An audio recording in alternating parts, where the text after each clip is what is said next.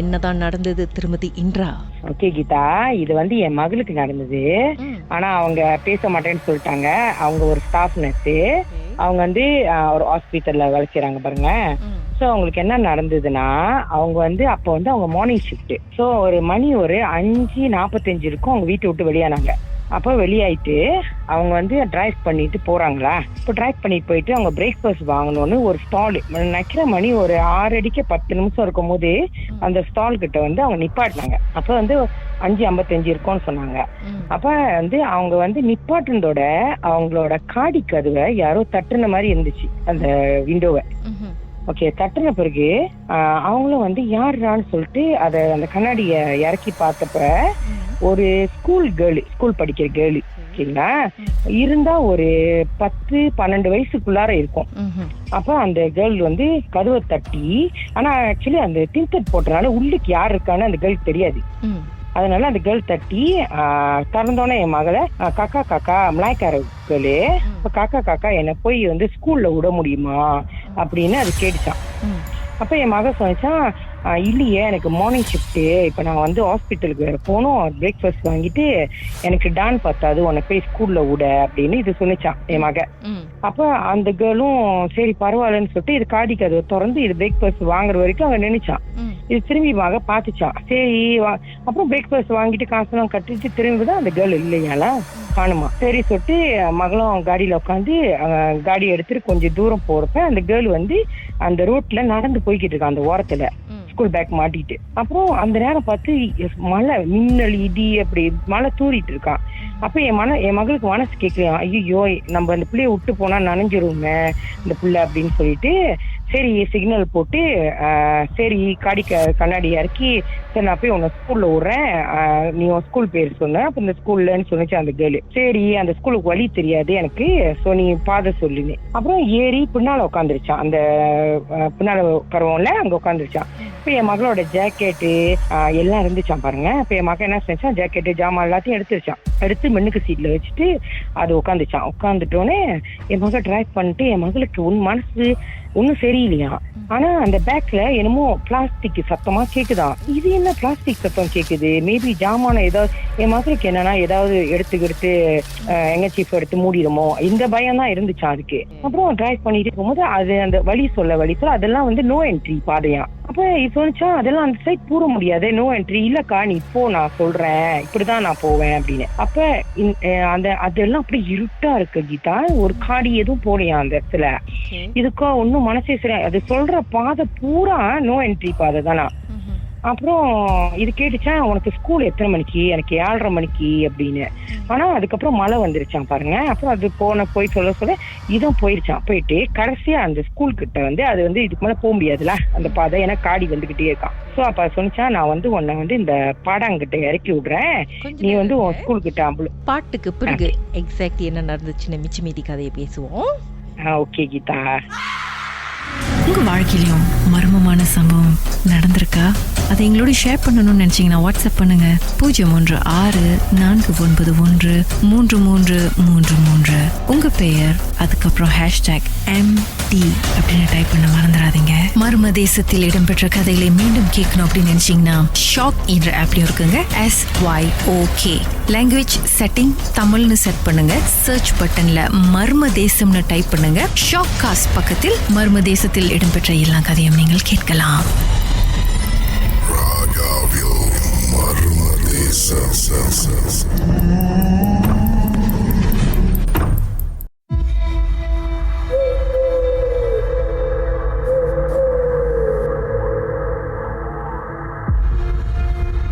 திருமதி இன்றா அவங்க மகளுக்கு நடந்த ஒரு சம்பவத்தை நம்மோடு பகிர்ந்துட்டு இருக்காங்க. மகள் ஒரு ஸ்டாஃப் நர்ஸ். காலையிலே மார்னிங் ஷிஃப்ட்டுக்கு டிரைவ் பண்ணி போயிட்டு இருக்கும்போது பிரேக்ஃபாஸ்ட் வாங்குறதுக்காக காரை நிப்பாட்டும் பொழுது ஒரு ஸ்கூல் கேர்ள் கதவை தட்டியிருக்கு, என்னை ப்ளீஸ் ஸ்கூலில் ட்ராப் பண்ணிடுங்க அப்படின்னு சொல்லியிருக்கு. இவங்க சொல்லியிருக்காங்க தட்டான்ல டே எனக்கு லேட் ஆகிடும்னு சொல்லியிருக்காங்க. இவங்க பிரேக்ஃபாஸ்ட் வாங்கிட்டு திரும்பி கார்கிட்ட பார்க்கும்பொழுது அந்த பொண்ணை காணும், அந்த சின்ன பிள்ளைய மலாய்க்கார பொண்ணை. அப்புறம் இவங்க காரில் வந்துக்கிட்டே இருக்கும்போது அந்த பொண்ணை பார்த்துருக்காங்க, அந்த சின்ன பிள்ளையை பார்த்துருக்காங்க. அது நடந்து போயிட்டுருக்கு. மழை வேற தூர ஆரம்பிச்சது. எங்களுக்கு மனசு கேட்கல. அந்த பிள்ளைய சரி வா நான் ஒன்று போய் ஸ்கூலில் ட்ராப் பண்ணுறேன்னு சொல்லிட்டு காடியில் ஏற்றிக்கிட்டாங்க. பின்னாடி பிள்ளை உட்காந்துருக்கு. போகிற வழியில் வந்து ஏதோ ஒரு பிளாஸ்டிக் சத்தம்லாம் கேட்டிருக்கு. இவங்களுக்கு மனசு ஒரு மாதிரியாகவே இருந்திருக்கு. என்னடா ஒரு மாதிரி வியர்டான ஒரு ஃபீல் அவங்களுக்கு. அந்த பொண்ணு வந்து ரூட் காமிக்குது ஸ்கூலுக்கு. எல்லாமே ஒன் வே ரோட், இருட்டா வேற இருக்குது, காரே இல்லாத ஒரு ஏரியாவாக இருக்குது. அப்புறம் என்ன நடந்துச்சு சொல்லுங்க. ஓகே கீதா, அதுக்கப்புறம் என் மக வந்து சரி நீ நடந்து போயிடுறியா முடியுமான்னு, சரி நான் நடந்து போயிடுறேன் பரவாயில்லக்கா அப்படின்னு சொல்லிட்டு அது கதவை திறந்து வேற எதுவும் பேசலையா, கதவை திறந்து போறேன்னு சொல்லிச்சேன். ஏன்னா அது போற ரோடு வந்து தடல், ஸோ வேற எந்த ரோடும் இல்லை, தடல் சைக்கிள் தான் போகணும். அப்ப என் மக இறக்கி விட்டோன்னே என் மக மனசு நினைச்சா இந்த பிள்ளை ஜாமான் எதையாவது நம்ம காடியில வச்சிருச்சோ, எதுக்கும் நம்ம அந்த பின்னால சீட்டை திறந்து பார்ப்போம் அப்படின்னு சொல்லிட்டு அதை இறக்கி விட்டுட்டு கதவை திறந்து பின்னால சீட்டை பார்த்துட்டு திரும்பி பார்க்கதான் அப்படி ஒரு கேர்ளே இல்லையா கீதா. அப்படி ஏன்னா அந்த இடத்துல அப்படி ஒரு கேர்ளே இல்ல, அப்படி யாருமே நடந்து போல அந்த பாடாங்கள. இதுக்கு அப்படியே வெறுத்து அப்படியே என்ன செய்யறது தெரியலையாம். உடனே படான்னு கதவை சாத்திட்டு டிரைவ் பண்ணிட்டு போயிடுச்சான் வேலை இடத்துக்கு. போய் அதை ஸ்கேன் பண்ணி ஒரு 1/2 hour வந்து அதுக்கு சரியான காய்ச்சலாம். அப்போ அங்க போய் என் டாக்டர் சொன்னா இந்த மாதிரி எனக்கு காய்ச்சல் அடிக்குதுன்னா, அப்புறம் அவங்களும் அந்த நேரத்துல வந்து வேற ஸ்டாஃப் இல்லாத வச்சு நீங்க வந்து இன்னைக்கு செஞ்சுதான் ஆகணும் வேலைன்னு சொல்லிட்டு அப்புறம் மாத்திரை கொடுத்து சாப்பிட்டு அதுக்கப்புறம் அந்த கண்டினியூ பண்ணிட்டு அந்த மார்னிங் ஷிஃப்ட்டை முடிச்சுட்டு வீட்டுக்கு வந்து 2 நாளுக்கு சரியான காய்ச்சல் கீதா. ஐயோ. அதுக்கப்புறம் வீட்டுக்கு வந்தோன்னு தான் அந்த கதையை வந்து என்கிட்ட சொன்னிச்சம்மா, நான் இந்த மாதிரி அந்த கேர்ளை வந்து கல்ல விட்டேன் அப்படின்ட்டு. அப்ப நான் அப்பயும் ஏசினேன், ஏன் தெரியாத ஒரு பிள்ளைய இல்லம்மா, எனக்கு அந்த பிள்ளையை பார்க்க ரொம்ப பாவமா இருந்துச்சு, அதனாலதான் நான் போய் விட்டேன் அப்படின்னு சொன்னிச்சு. நான் சொன்னேன் இந்த ஒரு நாளைக்கு வந்து இந்த மாதிரி செய்யாத, யாரு என்னன்னு தெரியாது, அதுவும் ஸ்கூல் 7:30, அது உன் காடியில ஏறும்போது 6 மணி. கொஞ்ச நாள் இருக்குமே உங்க மகளுக்கு. 2 நாள் சரியான காய்ச்சல் அப்படியே ஒளறிக்கிட்டு பினாத்திக்கிட்டு அப்புறம் நாங்க கிளினிக் கூட்டிட்டு போயிட்டு ஒரு கோயில்ல மந்திரிக்க கூட்டிட்டு போனோம். அப்ப அந்த கோயில் பூசாரி வந்து என்ன சொன்னாருன்னா, நீங்க ஏத்தனது அது ஒரு ஸ்கூல் பொண்ணே இல்ல, ஓ காட், அது வந்து ஒரு ஆத்மா. நல்ல வேலை உங்களோட நல்ல மனசுக்கு உங்களுக்கு எதுவும் ஆகல.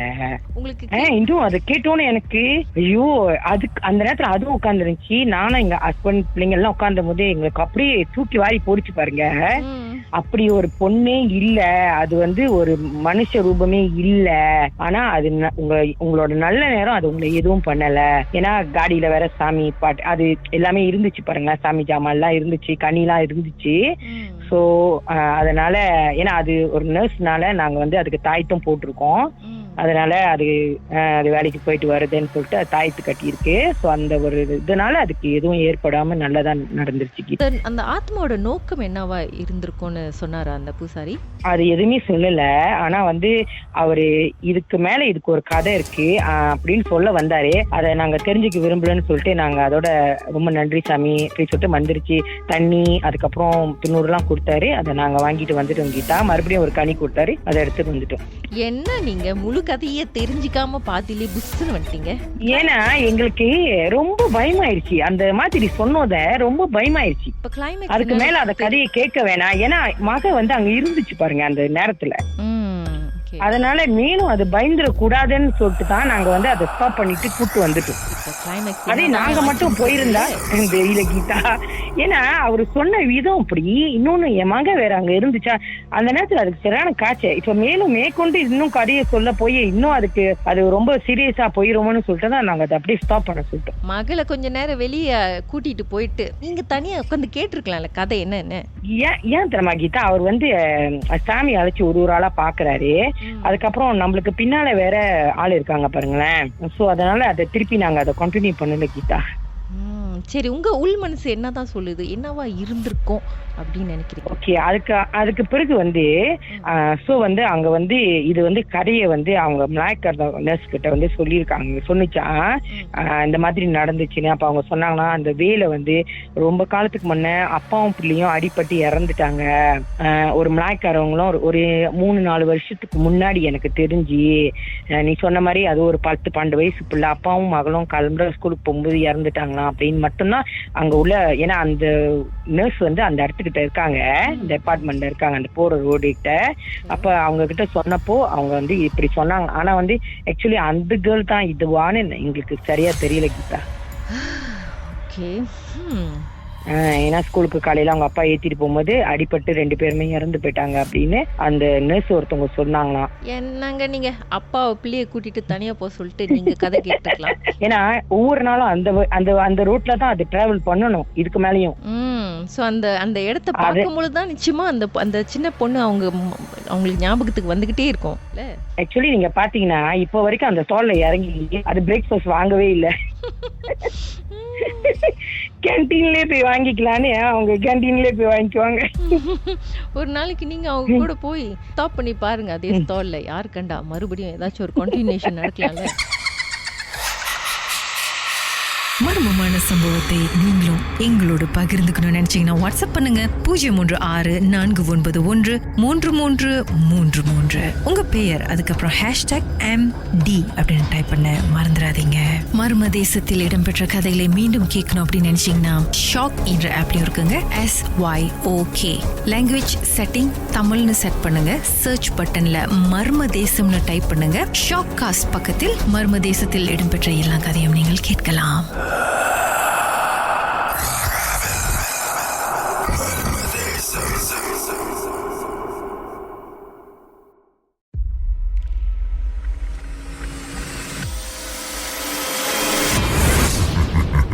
உங்களை பயன்படுத்திய அந்த சம்பவம் என்ன திரு விக்னேஷ்? ஓகே, அது எப்படி ஆரம்பிச்சிச்சுனாக்கா, நான் ஃபார்ம் 6 முடிச்சுட்டு எனக்கு பெர்லிஸ்ல யூனிவர்சிட்டி கிடைச்சிச்சு. ஸோ அப்போ லிட்ரலி பெர்லிஸ் பத்தி எதுவுமே தெரியாது. நான் வரேன் அப்பதான். ஃபர்ஸ்ட் டைம் வரோம். அதுக்கப்புறம் பெர்லிஸ்க்கு ஃபர்ஸ்ட் இம்ப்ரெஷன் இங்க சுத்தி நிறைய காடு தான் இருக்கும். கேம்பஸை சுத்தி ரொம்ப ஃபெசிலிட்டிஸ் இருக்காது, ஃபுல்லா காடு தான் இருக்கும். ஸோ எப்படி ஆரம்பிச்சிச்சுன்னா, ஃபர்ஸ்ட் டே நான் எனக்கு ஃப்ரெண்ட்ஸ் இல்லை அவ்வளோ. அப்ப இன்னும் ஃப்ரெண்ட்ஸ்லாம் இல்லை எனக்கு. எல்லாருமே பாலிமேட்ஸ்னால எல்லாருமே ஃப்ரெண்ட்ஸ் பிடிச்சாங்க, எனக்கு இல்லை. ஸோ நான் ரூம்லயே இருப்பேன், அசைன்மெண்ட் செஞ்சுட்டு இருப்பேன். ஸோ மொத்த எக்ஸ்பீரியன்ஸ் எப்போ ஆரம்பிச்சிச்சுன்னா, என்னோட ரூம்மேட் ஒரு சைனீஸ் பாயோட கபட் டா அந்த கபட் வெயிட்டான டா தெரியுமாக்கா, காத்து அடிச்சா கூட அது திறக்காது. அது காத்து அடிக்கல, ஒன்னும் அடிக்கல, சொந்தமா திறக்குது. மனுஷால திறக்கிற மாதிரியே சொந்தமா திறக்குது. நீங்க மட்டும் தான் ரூம்ல தனியா இருக்கீங்களா இல்ல உங்களோட ரூம்மேட்? நான் மட்டும்தான். அந்த வீட்லயே நான் ஒண்டி தான் தனியா இருக்கேன். எங்களுக்கு வீடு மாதிரி அபார்ட்மெண்ட் ஹவுஸ் மாதிரி கொடுப்பாங்க. சோ அதான் எங்களோட ஹாஸ்டலு. சோ ஒரு ரூம்ல 3 பேர் இருப்போம். அந்த நேரம்னு பார்த்து என் வீட்டுல உள்ள எல்லாருமே எங்க வெளியே போயிருந்தாங்க. நான் அந்த வீட்டுல தனியா தான் இருந்தேன், யாருமே இல்ல. அந்த கபட் டா மட்டும் அப்படியே அழகா திறக்குது. அதை பார்த்ததுக்கு அப்புறம் கூட நான் ஒன்னும் பண்ணல, நான் தெரியாத மாதிரி இருந்துட்டேன். அதுக்கப்புறம் தான் இன்னும் பயங்கரமாலாம் ஆரம்பிச்சிச்சு. தூங்குறப்ப எப்போதுமே காலை யாரும் பிடிச்சி இழுப்பாங்க. நானும் நினைச்சேன் நான் தான் காலை ஒதுறேன் போல இருக்குன்னு. இல்ல, காலை பிடிச்சி இழுப்பாங்க. ஸோ காலை பிடிச்சி இருக்கிறப்ப ஒரு நாள் ராத்திரி கண்ணை திறந்து பார்த்தா காலு அதுவாவே அந்த இடத்துல தொங்கிட்டு இருக்குக்கா. என் இடுப்பு வரைக்கும் தொங்கிக்கிட்டு இருக்குக்கா. நான் எனக்கு என்ன செய்யறதுன்னு தெரியல. எங்க வீட்டுல என்ன சொன்னாங்கன்னா, ரியாக்ட் பண்ணாத அப்படின்னாங்க. நான் கண்ணை மூடிட்டு தூங்கிட்டேங்க்கா. அதுதான் செஞ்சேன். நான் தூங்கிட்டு எனக்கு என்ன செய்யறதுன்னு தெரியல. பயந்து அலர்னா வேற எதுவும். நீங்க தூங்கி இருக்கீங்க, உங்களுக்கு தூக்கம் வந்திருக்குன்னா ஐயோ உங்களை என்ன சொல்றது, உங்க காலை தான் போட்டோ செட் பண்ணி கொஞ்சம் அனுப்புங்க. நிறைய பேருக்கு தூக்கம் வர மாட்டேங்குது சரியா. இல்லக்கா, அதுக்கப்புறம் இன்னும் நிறைய நடந்துச்சு. கழுத்து ட்ரெஸ் அதெல்லாம் கேட்கும். சரி யாரா தட்டுறா, ரூம்மேட்டா தான் இருக்கும்னு கழுத்து திறந்து பார்த்தா வீட்டுல யாரும் இருக்க மாட்டாங்க. என் பேர்ல எல்லாம் கூப்பிடுவாங்க. அந்த வீட்டுல வெளியே ஹால்ல உட்காந்து அசைன்மெண்ட் செஞ்சுட்டு இருப்பேன். திடீர்னு டே விக்கி கதவை திறடா அப்படின்னு கூப்பிடுவாங்க. என்ன போனவன் வந்திருக்கான், என் ஃப்ரெண்டு ஒருத்தர் இருப்பான் லோகேஷ்னு. சோ என்ன போனவன் வந்திருக்கான் அப்படின்னு இப்பதான் அசைன்மெண்ட் செய்ய போறான்னு சொல்லிட்டு நானும் என்ன பண்ண கது திறந்து என்னடா வேணும்னு பார்ப்பேன், யாருமே இருக்க மாட்டாங்க. அவனுக்கு போன் அடிப்பேன், டே கூப்பிட்டியாடா இருக்கியா அப்படின்னு. டே உன்கிட்ட சொல்லிட்டு 5 நிமிஷம் கூட ஆகலடா, அதுக்குள்ள எப்படி நான் திருப்பி வீட்டுக்கு வருவேன் அப்படின்னு. இந்த மாதிரி நிறைய பேரோட குரல், ரூம்மேட் ஏட்ரியன் ஒருத்தர் இருப்பாரு, அவரு குரல், நிறைய பேரோட குரல் எல்லாம் இந்த மாதிரி கூப்பிடும். இதுல இன்னும் அதான் எனக்கும் தெரியல. இதுல ஹைலைட் என்னன்னா, காதுல பாட்டு பாடுறது இருக்கும். தூங்கவே முடியாது, காதுல பாட்டு இல்ல, தமிழ் பாட்டு இல்லக்கா. என்ன பாட்டு, ஹம்மிங் மாதிரி அப்படின்னு ஹம் பண்ணும். அதுல ஹம் பண்ணா கூட பரவாயில்ல, காதுல ஊதும், அழுவும். காது கிட்ட அழுவும்க்கா. பெண் குரல் தான், அழுவும். ஒரு பொண்ணு காது கிட்ட அழுவும். அப்புறம் கழுத்துக்கிட்ட ஊதும், காதுல ஊதும், என்னென்னமோ செய்யும். நாங்க என்ன பண்ணுவேன், அப்படியே படுத்திருக்க மாதிரியே நடிப்பேன். என்ன பண்றது, பால்கனில எல்லாம் அப்படியே நடந்து போவோம்க்கா உருவமா. அது பாட்டு நடந்து போவோம் உருவமா. நாங்க என்ன பண்ணுவோம் பார்ப்போம். அதுக்கு அங்கிட்டு இருந்துதான் எனக்கு வந்து உருவம் வந்து தெரிய ஆரம்பிச்சிச்சுக்கா. உருவம் தெரிய ஆரம்பிச்சது இப்பதான் நான் ரொம்ப கஷ்டப்பட்டது. என்னன்னா நான் எங்கேயுமே போக முடியாது. என்னோட பிளாக் வந்து A1, என் ஃப்ரெண்டோட பிளாக் வந்து A4. A4னா பின்னாடி காட்டுக்கு பக்கத்துல இருக்கும் ஒரு பிளாக். ஸோ அவரோட பிளாக் நான் லேப்பா பண்ண போனேன். எப்ப விடிகால 1 மணிக்கு சரி படம் பார்த்துட்டு வரலான்னு, ஒன்னா படம் பார்க்கலாம், மூவி நைட் மாதிரி செய்யலான்னு. ஸோ 1 மணிக்கு படம் பார்க்க போயிட்டு படம் பார்த்துட்டு பிறகு என்ன நடந்துச்சுன்னு பாட்டுக்கு பிறகு பேசலாம். உங்க வாழ்க்கையிலும் மர்மமான சம்பவம் நடந்திருக்கா?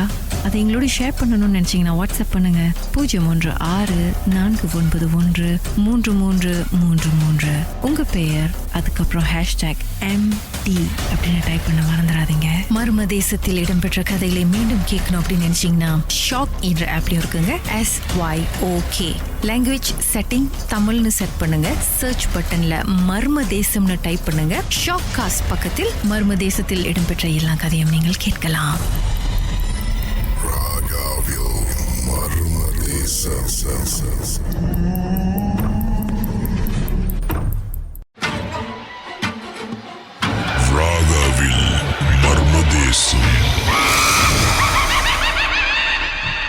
திரு விக்னேஷ் பர்லீஸில் யூனிவர்சிட்டியில் அவர் படிக்கும் பொழுது நடந்த சம்பவம்.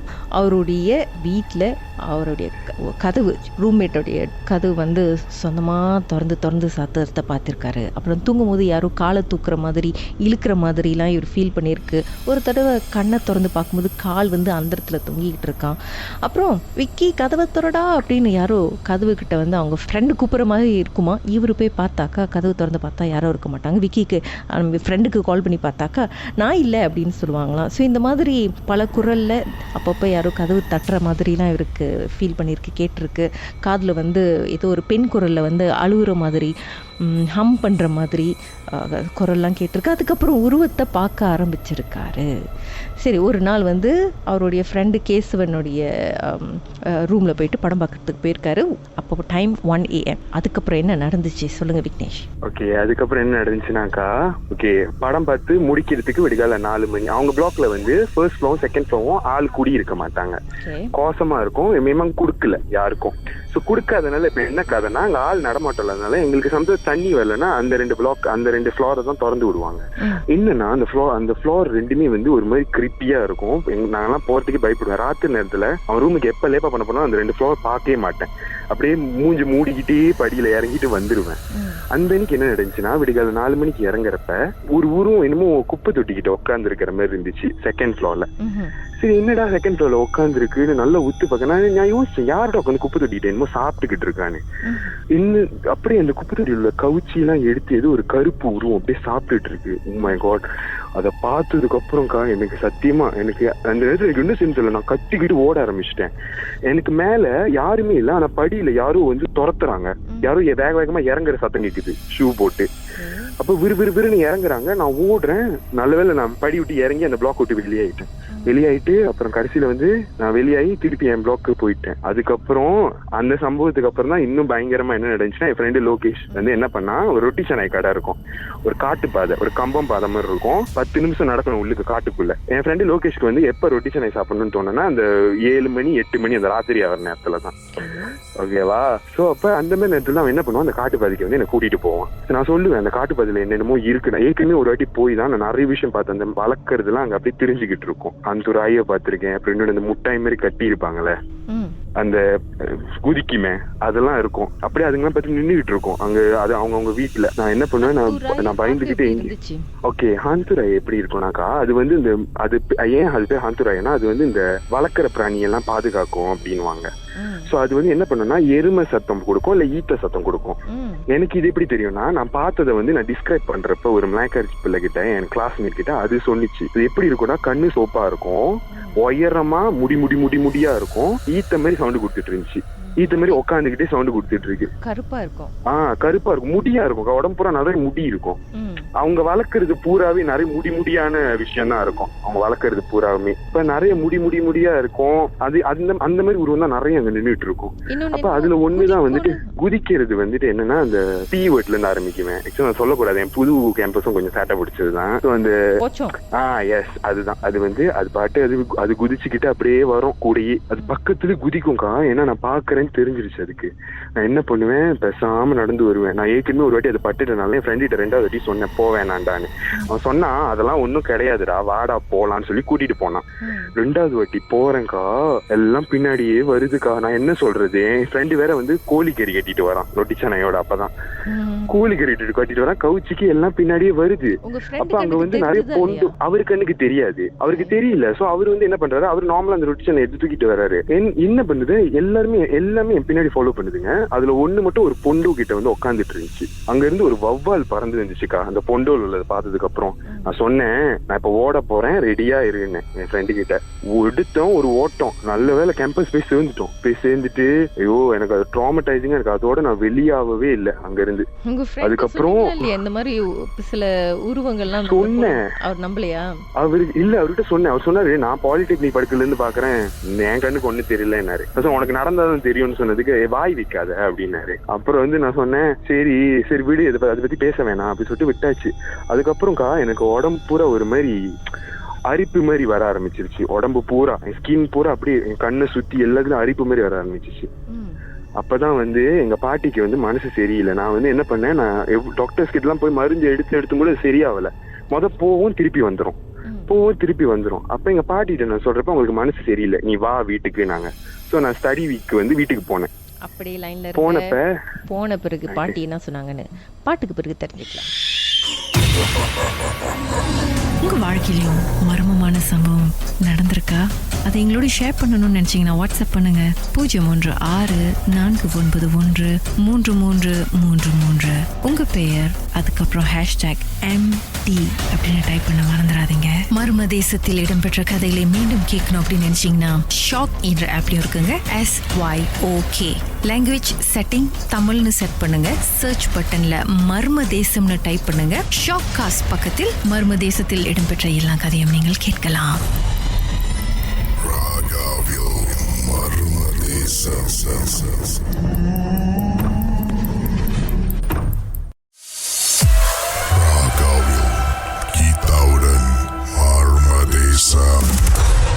திரு விக்னேஷ் அவர் பெர்லிஸ்ல யூனிவர்சிட்டியில படிக்கும் பொழுது நடந்த அமானுஷமான சம்பவங்களை நம்மோடு பகிர்ந்துகிட்டு இருக்கிறாரு. நிறைய உருவங்களை பார்த்துருக்கிறாரு, ஃபீல் பண்ணியிருக்கிறாரு, கேட்டிருக்கிறாரு. பல டிஸ்டர்பன்ஸ்லாம் தாண்டி அதுக்கப்புறம் அவருக்கு வந்து ஸ்கின்ல வந்து தோல்ல வந்து அரிப்பு ஏற்பட்டிருக்கு. பாட்டியை பார்க்க பாட்டி வீட்டுக்கு போறாரு. அதுக்கப்புறம் என்ன நடந்துச்சு? அதுக்கப்புறம் என்ன நடந்துச்சுனாக்கா, பாட்டியை வந்து கூப்பிட்டாங்க வீட்டுக்கு. ஸோ நான் வந்து வீட்டுக்கு போயிட்டேன். வீட்டுக்கு போயிட்டதுக்கு அப்புறம் அன்னைக்குதான் எங்க பாட்டி இதனால வீடியோ கால்ல மூஞ்சி பார்த்தனால அவங்களுக்கு தெரியல. எங்க பாட்டி எங்க அப்பாவும் என்னோட எல்லா உடம்புல உள்ள அந்த அரிப்பு எல்லாம் பார்த்து அந்த காயம் அது எப்படின்னா அரிச்சு அப்படி ஒரு மாதிரி ரத்தமாலாம் இருந்துச்சு எல்லா இடமும். ஸோ அதெல்லாம் பார்த்துட்டு ஒரு மாதிரி எங்க பாட்டிக்கு வந்து சக்கேட்டா போச்சு எங்க அப்பாக்கெல்லாம். ஸோ எங்க அப்பா என்ன பண்ணாரு, எங்க பாட்டி என்னை வந்து டாக்டர் கிட்ட டெர்மட்டாலஜிஸ்ட் கிட்ட கூட்டிட்டு போக சொல்ல. எங்க பாட்டி சொன்னாங்க, டெர்மட்டாலஜிஸ்ட் அப்புறம் போங்க, சீன கோயில் இருக்கா இல்ல ஏதாச்சும் ஐயா கோயில் இருக்கா அங்க எங்கேயாச்சும் கூட்டிட்டு போ அப்படின்னாங்க எங்க அப்பாவை. ஸோ இப்ப எங்க அப்பா என்ன பண்ணாரு, ஒரு சீன கோயில் இருந்துச்சு. அப்ப வந்துட்டு ஒருத்தர் இந்த குவானின் அது கும்புறவர் இருந்தாரு. ஸோ அந்த குவானின் கும்புறது உங்களுக்கு தெரியும் தானே, குவானின் இந்த பிணைங்களை இருக்காங்களே. ஸோ எப்படி சொல்றது, வெள்ளை கலர் போட்டிருப்பாங்க, சைனீஸ் கும்பிடுவாங்களே. ஸோ அதை கும்புறவங்க ஒருத்தவங்க வந்து கோயில் வச்சு நடத்துறாங்க. ஸோ அவர் சாமி ஆடுவார் அந்த சைனீஸ். ஸோ அவர்கிட்ட கூட்டிட்டு போறப்ப அவர் கேட்டாரு, நீ என்ன பார்த்தேன்னு, நிறைய உருவம் இந்த மாதிரிலாம் பார்த்தேன்னு சொன்னப்ப அவர் சொன்னாரு, எங்க அப்பா கேட்டாரு, கோத்தோருக்கு என்ன பண்ணிருக்கா அப்படின்னு கேட்டாரு. அப்ப அவர் சொன்னாரு, இருக்கு பட்டிருக்கு, அதனாலதான் அப்படி இருக்கு அப்படின்னு. அதுக்கப்புறம் எங்க இடத்துல கோத்தோருக்கு என்ன பண்ணிருக்குன்னு என்ன அர்த்தம்னா, கெட்டது பட்டுருச்சுன்னு அர்த்தம். பேய் நம்ம பார்த்தோம்ல, அது வந்து நம்ம மேல ஏதோ உக்காந்துக்குச்சு இல்ல ஏறிக்குச்சு அந்த மாதிரி சொல்லுவாங்க. ஸோ அது வந்து அப்ப வந்து அவரு சொன்னாரு, இல்ல என்ன பண்ணிருக்கு. அப்ப வந்துட்டு என்ன பண்ணாரு, ஒரு சாப் மாதிரி அடிச்சாரு முதுகுல. அது அடிச்சதுக்கு அப்புறம்க்கா நான் என் வீட்டுல சொல்லல ஆக்சுவலா இந்த விஷயத்த. உடம்புல இருந்து ஏதோ ஒரு வெயிட் தூக்குற மாதிரி அவ்வளவு லைட்டா இருந்துச்சு உடம்பு. அவர் அந்த ஷாப் அடிச்சதுக்கு அப்புறம் அடிச்சுட்டு என்னமோ சைனீஸ்ல எழுதினாரு, நெத்தியில வேற என்னமோ பொட்டு வச்சாரு, கழுத்து பின்னாடி சைனீஸ்ல என்னமோ எழுதினாரு. எழுதிட்டு 3 பேப்பர் கொடுத்தாரு, சைனீஸ் பேப்பர் மாதிரி கொடுத்துட்டு 1 வந்து 4 கொடுத்தாரு. 1 வந்து பாக்கெட்ல மடிச்சு வச்சுக்கோ, வாலெட்லயே வச்சுக்கோ பாதுகாப்புக்கு. 1 வந்து ரூம்ல ஒட்டிக்கோ. இன்னும் 2 வந்து 1 வந்து எரிச்சு தண்ணியில போட்டு குடிக்க கொடுங்க. இன்னொன்னத்தை வந்து எரிச்சு லிமோனிப்பேஸ் லாலாங் இதெல்லாம் போட்டு மண்டி பூங்கா மாதிரி பண்ண சொன்னாரு. ஸோ வீட்டுக்கு போனோன்னு அந்த வேலை செஞ்சு எல்லாம் முடிச்சுட்டு அதுக்கப்புறம் எங்க அப்பா மறுநாள் டெர்மட்டாலஜிஸ்ட் கூட்டிட்டு போனாரு. டெர்மட்டாலஜிஸ்ட் கூட்டிட்டு போயிட்டு ஆக்சுவலா டெர்மட்டாலஜிஸ்ட் போனா மினிமம் அந்த சொரியெல்லாம் வந்து சரியாகிறதுக்கு 1 வாரம் ஆகும் கிரீம்லாம் போட்டா. எனக்கு 2 நாள் எல்லாம் கொட்டி போச்சுக்கா, அழகாயிருச்சு ஸ்கின் பழைய மாதிரி. 2 நாள்ல கொட்டி போச்சு. இதெல்லாம் நடந்ததுக்கு அப்புறம் தான் வந்து நான் திருப்பி வரக்குள்ள கேம்பஸ் மாத்திட்டாங்க, புது கேம்பஸ். அதுக்கப்புறம் எனக்கு கண்ணுக்கு ஒன்றும் தெரியல. ஆனா புது கேம்பஸ்க்கு வந்ததுக்கு அப்புறம் ஒரு சில டிஸ்டர்பன்ஸ் இருந்துச்சு. எப்படின்னா அந்த புது கேம்பஸ்ல வந்துட்டு எங்க 4 மாடி தான், 4வது மாடியில் தான் நான் இருக்கேன். அதுக்கு மேல கூரை, யாரும் நடப்பாங்க. இப்ப நான் ஒரு நாள் ரூம்மேட் கிட்ட கேட்டேன், யாரு மேல நடக்கிறான்னு. மேல் மாடியில் உள்ளவங்க இருப்பாங்க. அப்ப நான் கேட்டேன், மேல் மாடியில கூரை தான் இருக்கு, எங்க ஆள் நடப்பாங்கன்னு. அப்புறம் அவரும் நானும் மூஞ்ச பாத்துக்கிட்டோம். எங்க 2 பேருக்கும் தெரிஞ்சிருச்சு. 2 பேரும் தெரியாத மாதிரி போன் பேசிக்கிட்டு இருக்கோம். அதுக்கப்புறம் குரங்கோ இல்ல மூசாம் பூனையோ இல்ல அந்த மாதிரி ஏதாவது இருக்கலாம்ல. அப்படி இருக்கலாம் நாங்களும் நினைச்சோம். ஆனா குரங்கு மூசாம் பூனை வந்து எங்க ரூஃப் மேல ஏறாது. ஏன்னா நாங்க மரத்துக்கு கிட்ட இல்ல, எங்க பாய்ஸ் பிளாக், கேர்ள்ஸ் பிளாக் தான் மரத்துக்கு கிட்ட இருக்கும். பேய் வந்து உங்ககிட்ட மிமிக்ரி பண்ணிருக்கு, பல குரல் எல்லாம் பேசியிருக்கு, விதவிதமான ரோல்ல வந்து உங்ககிட்ட காட்சியளிச்சிருக்கு. நீங்க கன்சிடர் ரொம்ப லக்கி தான். ஆமா, ஆனா அவ்வளவுதான் லக்கி இல்ல. ஆனா அந்த எனக்கு நடந்ததுக்கு அப்புறம் தான் சீனியர்ஸ் கிட்ட நிறைய கதை கேட்டதுக்கு அப்புறம் தான் எனக்கே பயமா இருந்துச்சு. அந்த பிளேஸ் மினிமம் ஹாண்டட். அவங்க சொன்னாங்க, நீ இருந்த ஃப்ளோர் 6வது மாடி வந்து மினிமம் ஹாண்டட். அங்க 2 ஜீன் கப்பல்ஸ் இருக்கு, 1 கேர்ள் 1 பாய். பாய்ஸ்க்கு வந்துட்டு அந்த பாய் ஜீனுக்கு வந்துட்டு பாய்ஸ்லாம் ஒரு குரூப்பா இருந்தா பிடிக்காது. அந்த கேர்ளுக்கு வந்து பையனுங்க வந்து ஜோடி இல்லாம இருந்தா, சிங்கிளா இருந்தா பிடிக்காதா அப்படின்னு என்னமோ சொன்னாங்க கதை. அதை சொல்லிட்டதுக்கு அப்புறம் கேர்ள்ஸ் பிளாக்ல இருந்து வேற சில கதை வந்துச்சு. உங்க பிளாக்ல மட்டும் இல்ல, எங்க பிளாக்குக்கும் இருக்கு. நாங்க வந்து 3வது மாடில இருந்து 4வது மாடிக்கு சிரிச்சுக்கிட்டே 1 படியில ஓடும். சோப்பு கலர் சட்டை போட்ட ஒரு பொண்ணு வந்து லிப்ட்லயே நிக்குமா. விடிகால 3 மணில இருந்து 4 மணி வரைக்கும் யார் லிப்ட்ல இருந்தாலும் அந்த லிப்ட்ல இருந்து இறங்காதான், லிப்ட்ல அது இருந்துகிட்டே இருக்குமா அந்த பொண்ணு. 1 வந்து சிங்கிய கழுவிக்கிட்டு இருந்துச்சு. பொம்பர்ஸே ஜீன் பொம்பர்ஸே நாங்க சிங்கிய கழுவிட்டு பாய்ஸ் பிளாக்ல அந்த A4ல சிங்கிய கழுவி இதெல்லாம் உண்மையான எனக்கு தெரியல. ஆனா இந்த கதைலாம் வந்து அதுக்கப்புறம் நான் போய் இது சொல்றப்ப என் ஃப்ரெண்ட்ஸ் தான் சொன்னாங்க, இந்த மாதிரி வந்து கழுவிட்டு இருந்ததுலாம் இருந்துச்சு. அப்புறம் ஆனா 1 மட்டும் நான் பாத்திருக்கேன். இந்த கேர்ள்ஸ் பிளாக்ல A2 வந்து எங்க பால்கனில இருந்து நின்று பார்த்தா தெரியும், எங்க பால்கனில இருந்து. சோ அங்க வந்துட்டு 1 பறந்துகிட்டே பாட்டு பாடும். சித்ரா குரல்லாம் இல்லக்கா, சித்ரா குரல்லாம் ஒரு மாதிரி மெல்லிசான ஹம்மிங் வாய்ஸ்ல பாடும். ஆனா அது பிரச்சனை என்னன்னா, எனக்கு அந்த பால்கனில காத்து வாங்கதான் ரொம்ப பிடிக்கும். அங்கதான் நல்லா காத்து வீசும் ஒரு 8 மணிக்கு மேல ராத்திரி நேரத்துல. அது பறந்துகிட்டு இருக்கும். எனக்கு ஒரு பக்கம் நிக்க வேற பயமா இருக்கும். ஓடி வந்து கவுசாத்திக்கும் விறுவிறுன்னு ரூமுக்குள்ள. இன்னும் அதே கேம்பஸ்ல இருக்கீங்களா? இல்ல, அந்த கேம்பஸ் லெட் கோ பண்ணிட்டாங்க. ஆனா நாங்க இப்ப புது கேம்பஸ்க்கு வந்துட்டோம். சோ இந்த கேம்பஸ்ல ஒன்னும் இல்ல.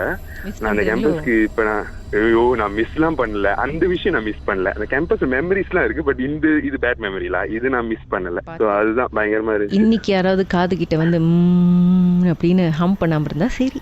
ஆமா, அதுதான் பரவாயில்ல. அந்த மாதிரி பண்ணலன்னா பரவாயில்ல.